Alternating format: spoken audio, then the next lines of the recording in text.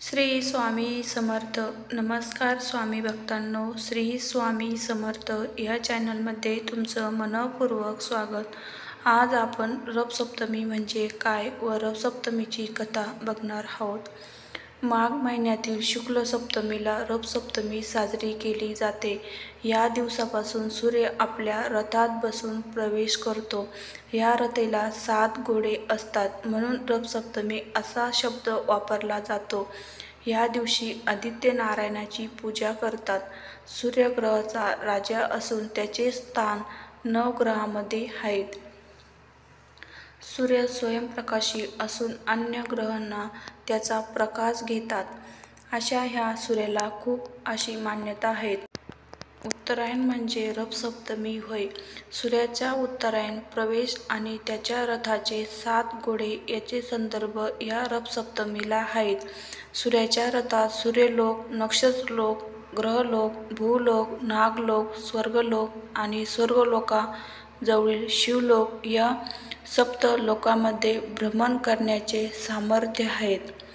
रथसप्तमी हा सण सूर्य उत्तरायण मार्गक्रमण करत असल्याचे सूचक असून उत्तरायण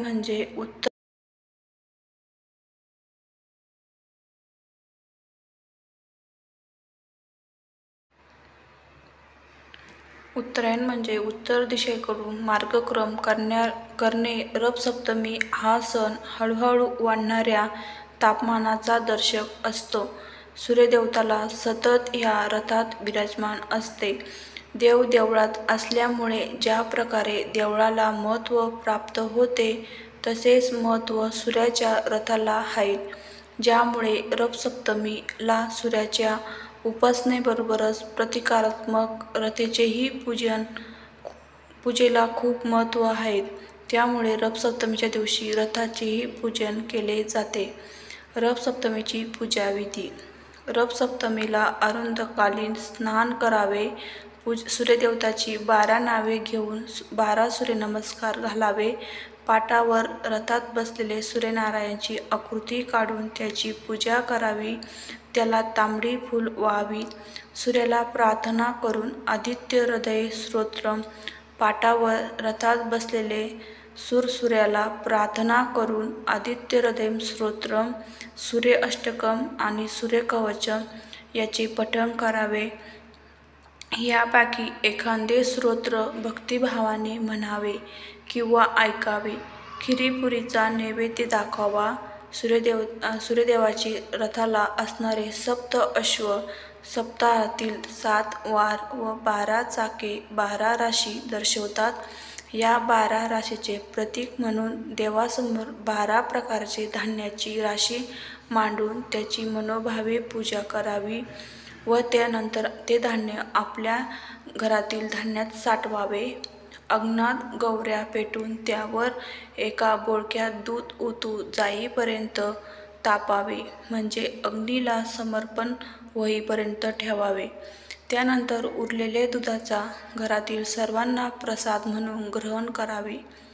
रथसप्तमीची कथा. श्रीकृष्णाचा मुलगा शाबा याला स्वतःचा खूप अभिमान होता. एकदा दुर्वासा ऋषी श्रीकृष्णास भेटण्यास आले होते. दुर्वासा ऋषी हे अत्यंत रागीट स्वभावाचे होते.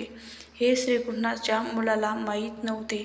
दुर्वासा ऋषी खूप दिवसापासून तपानंतर श्रीकृष्णाला भेटायस आले होते.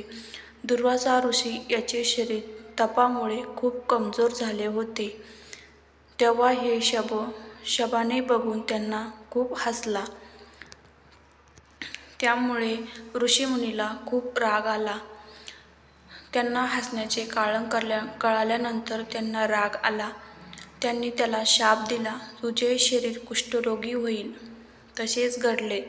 अनेक वैद्यांनी शाबावर उपचार केले पण काही फायदा झाला नाही. तेव्हा श्रीकृष्णाने त्याला सूर्यदेवताची उपासना करण्यास सांगितले. वडिलांची आज्ञा मानून शाबा यांनी सूर्याला आराधना केली व काही दिवसातच शाबाचा रोग बरा झाला. अशा प्रकारे आम्हालाही चांगले आरोग्य लाभो ही सूर्यदेवताला प्रार्थना करूया.